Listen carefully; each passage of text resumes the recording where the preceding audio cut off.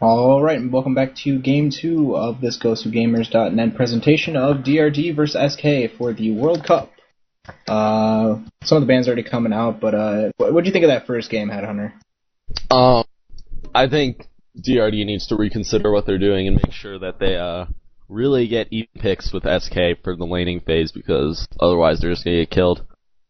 Yeah, they always got dominated pretty hard in those laning phases, and that really just kind of led to them kind of suffering the rest of the game. So they really need to look at their lanes and try and pick a little bit of stronger lanes. It didn't really look like their lanes were that weak, but obviously not comparing, I guess, to SK's lanes. Yeah, we do see the only really different ban this time is Tundra instead of Swiftblade, I think, and that's only because of last game. So pretty much the exact same ban.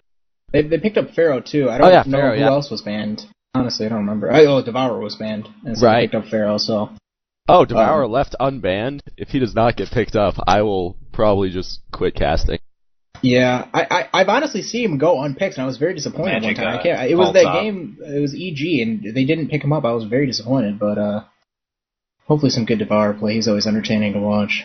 EG, a team you wouldn't expect to refuse a ridiculous hero either. Yeah. It was like... Actually, Trafalmador on SK are already trying to highlight that Swiftblade, so maybe a good choice to ban him, but leaving him unbanned this time. Yeah, maybe that is why they banned him. Maybe they have seen SK run him a lot or something. Yeah, I can't remember. I feel like someone on SK plays Swiftblade a lot, but I can't remember who. Glacius Swiftblade right away. Not hiding any strategies there. Obviously, Glacius Swiftblade, a very powerful lane, and very good at getting early kills for that Swiftblade and getting him off to a really good start. Yeah, I can't think of who's going to play him. It looks like, well, I don't know. We'll have to see. But that obviously, SK really looking to dominate those lanes again and just get off to that good early start like they had last game. Swiftblade and Glacius, two heroes who can definitely do that. Yep. Let's do it. I'm curious to see what DRD picks up. Staking for Staken Archer. That is one of the heroes that destroyed them last game, so... Yeah, maybe they're looking to get a little revenge on that hero, doing a good job of picking up some heroes I guess they don't want to get killed by, so... First picking him, obviously, thinking it's really that important of a pick. Yeah, now looking to pick up Voodoo Jester, looks like probably going to go for another sort of tri-lane thing. Would not be surprised, especially with a Voodoo Jester pickup. Yeah. And Andromeda, yeah. Yeah, that does look like a tri-lane, but I mean, they had a tri-lane looking strategy last time and didn't really run it, so who knows? They might be looking to pick up just some good supports for some dual lanes, I guess. Yeah, maybe some Andromeda roaming or something. Yeah, I guess we'll have to see what they pick up. That does look like a tri-lane and smells like a tri-lane, but you never know. Sometimes it just smells like a tri-lane and isn't actually a tri-lane.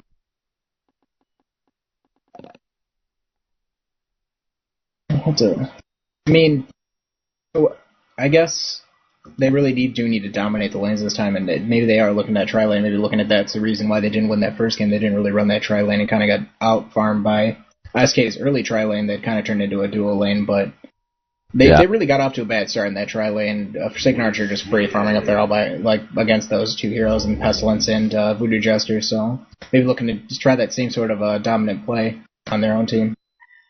I know this is totally unrelated to the game, but Tobacco has a 38-8-5 Pebbles game in his recent match history. Yeah, I see that now. That is absolutely ridiculous. Who doesn't concede? We do see Witchslayer and Bubbles picked up, so looking like a ton of support for SK going for a more standard tri-lane-esque strategy this time. Yeah, it's Swiftblade, Glacius, Witchslayer, an extremely powerful lane. Either one of those heroes can easily pick Swiftblade up a kill with just their stun/hold. Yep, looks like we might actually see a Pebbles this game. Valkyrie also picked up, so that we could see a Forsaken Voodoo Andromeda lane with a Pebbles mid Valkyrie solo or something like that.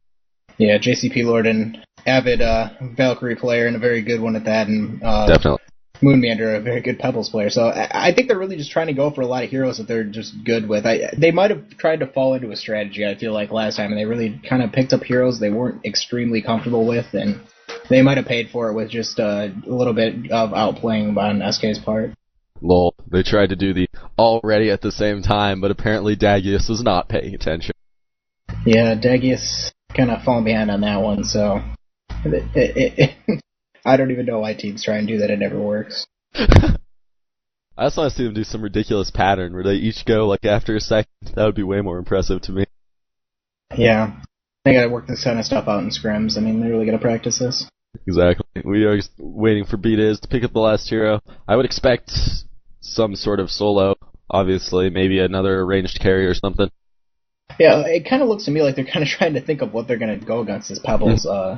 They really need a strong hero to kind of shut him down, otherwise he's just going to dominate that tri-lane. Pebbles just... yeah, Defiler would be a good pickup. Or Devourer, I'm sorry. My bad. I can't listen, sorry. Okay. But yeah, they really need a hero to just dominate this Pebbles mid. Otherwise, he's just going to destroy that tri lane. One of a couple good heroes, along with Thunderbringer and some other good nukers that can just dominate those tri lanes. So it looks like they're going with Chipper. I don't know if that's the best option. Yeah, I am pretty excited to see how this comes out. Like, I mean, SK wouldn't have picked it unless they thought it'd be good. So I'm pretty excited to see what happens. Yeah, it does look like kind of a strange pickup, but I don't think they just pick it up for no reason. So they're just like, we haven't played Chipper in a while. I kind of feel like playing Chipper today. Let's just do it. Whatever.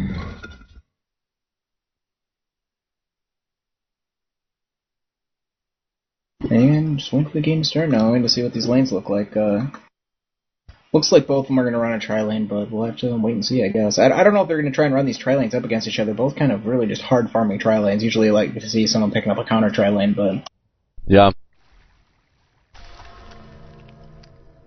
Honestly, if they run Voodoo, Andromeda, Forsaken against the Swiftblade tri-lane, I see the Swiftblade tri-lane just dominating.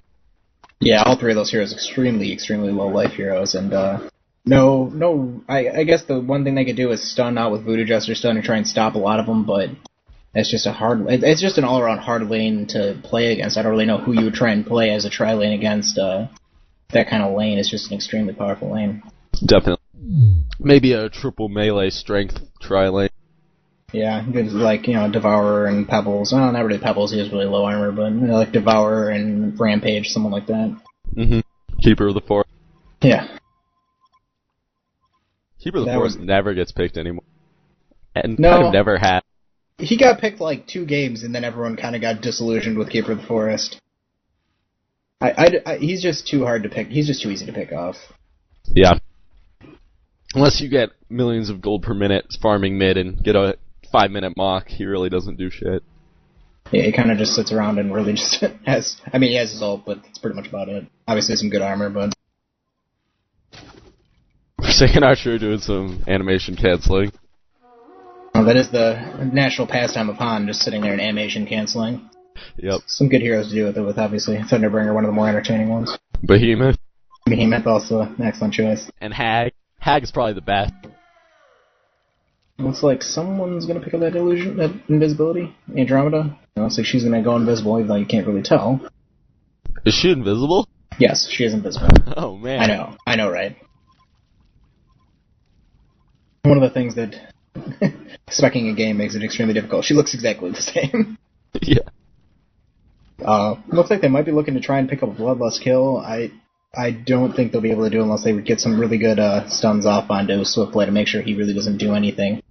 Looks like he might just be backing off. Andromeda stopping the neutrals from spawning at that camp and then throwing down the ward, so definitely don't want any creep pulling from that lane, which is a good idea because they definitely were looking to do that, as we see Witchslayer going back there already, actually throwing down a counter ward, so they're going to end up creep pulling anyway.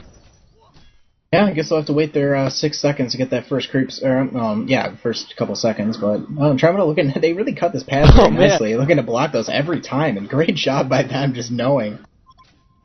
I think they must have seen the wards on Witchslayer and just known he was going to counter that, because they were just ready to block that. Andromeda already heading over there and everything, and I don't know if the Hellborn team knows exactly what's going on right now. Looks like Glacier's going through the little path, though, so maybe figuring out what's happening.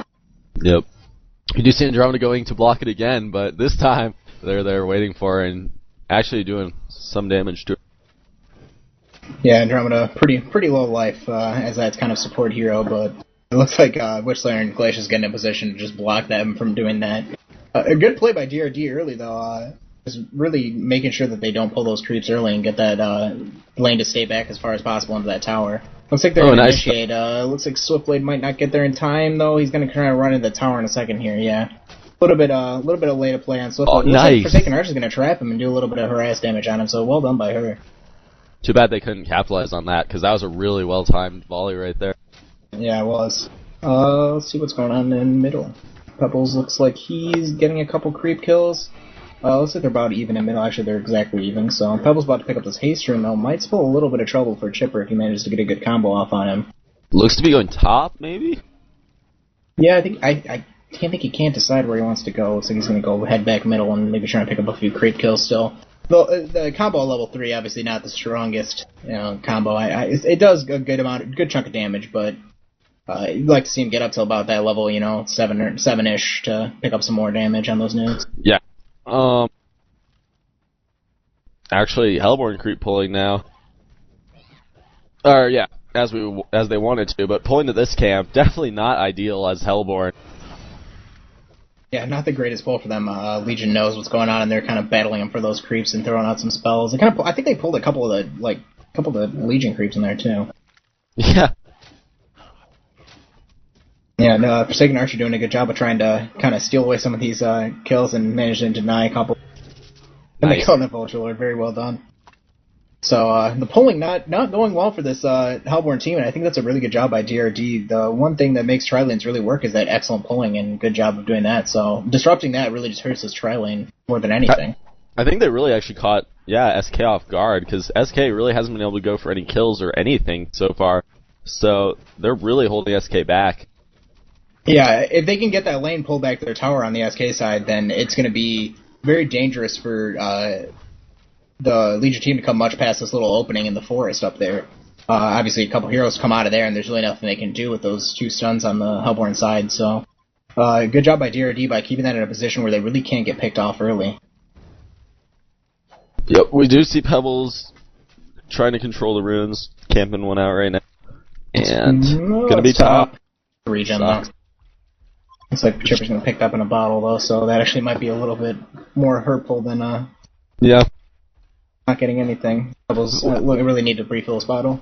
We said nothing about this bottom lane, but it's Valkyrie versus Bubble. Looks like some action top, actually, so Andromeda going to go down for Bloodlust to that. Swiftblade actually not getting the kill. Glacius getting the kill. Yay for freeze damage. Yeah, so picking up that early kill on Glacius, obviously not the best thing to do, but a kill nonetheless, and get some good experience in gold for the team. Yep, and so anyway, what I was saying was Valkyrie versus Bubbles bottom. We do see Valkyrie 11-8, Bubbles 9-5, so actually pretty dang even. So Valkyrie should be looking to gank eventually, but yeah. Yeah, I'd like to see her try and go top and maybe hit a stun onto Swiftblade just to... that's the one thing that can counter this lane is just that long stun. I mean, a 5-second stun is forever when you have 3 other disables on your team, or in that fight, I guess. So it'd be good for her to go top and try and maybe pick off the Swiftblade early and really just cripple him. Yeah, that would be really nice, but... Yeah, I mean, Bubbles free farm Pebbles getting caught with Chipper's ult, actually, and throwing out a stun, managing to get away, but almost getting caught by that Tartas ult combo. Placement by Testy on that Chipper. Ouch. Yeah, actually, Chipper holding his own against Pebbles. I didn't really expect that. He's actually ahead. You can expect it early game. Pebbles, obviously, he's not very good early game. His nuke's not doing that much damage, and it's kind of hard to farm with him unless you really know what you're doing. So, good job by Chipper nonetheless, though, of really keeping him down, because that's the last thing they need is Pebbles to get super fed and just coming up top.